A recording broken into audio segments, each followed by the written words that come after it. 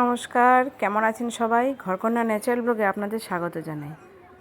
আজ আমি চলে গেলাম রথযাত্রার দিনে মেয়েকে নিয়ে একটু রথ টানা করাতে। দেখুন, আমাদের এখানে এই রথ নিজের বাড়ি থেকে মাসির বাড়িতে আসলো মানে রাস্তায় এখন আমরা ট্রেনে নিয়ে আসবো আর একটু।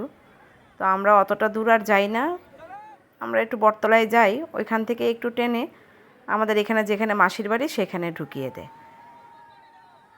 এই যে ঝাড় দিয়ে দিয়ে জগন্নাথ বলরাম সুভদ্রা তিনজনের রথটাই টানা হচ্ছে। এই যে মেয়ে টানছে, আমিও টানছি, ভিডিও করছি তো তাই দেখাতে পারছি না। তার মধ্যে তেমনি বৃষ্টি, তখন বৃষ্টি ছিল না, কিন্তু যখন দুপুরবেলা থেকে না প্রচুর বৃষ্টি হচ্ছিল, রোজই হচ্ছে, তাই এত কাদাও হয়ে গেল।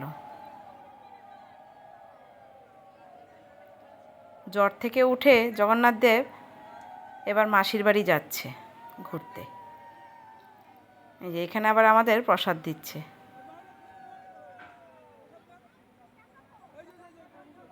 বৃষ্টি দেখে না দুপুরবেলা ভাবছিলাম কি জানি যেতে পারবো কিনা মেয়েটাকে নিয়ে। শেষমেশ গিয়ে আমরা একটু টানতে পেরেছি। আর মেয়েকে আমি না নিয়ে গেলেই বা নিয়ে যাবেই বা কে? এই যে এখন আবার প্রভুপাদ আসছে ঘোড়ার রথে করে। জগন্নাথ বলরাম সুভদ্রাকে নিয়ে চলে গেল ওদের জায়গা মতো, ওদের আসনে বসানোর জন্য। এবার প্রভুপাদকে নামিয়ে নিয়ে যাবে। কি সুন্দর লাগছে না বলুন রথটা?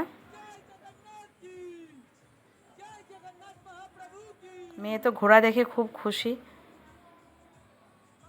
চিড়িয়াখানা ছাড়া তো এগুলিকে আর দেখা যায় না।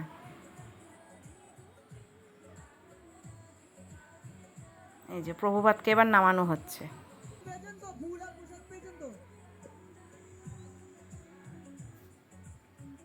আজ আমি ছোট্ট ভিডিওর মাধ্যমে ভিডিওটি এখানেই শেষ করছি। আপনারা সবাই সুস্থ থাকবেন, ভালো থাকবেন। আপনাদেরও রথযাত্রা কেমন কাটলো দেখাবেন। আমরা সবাই ভালোই আছি।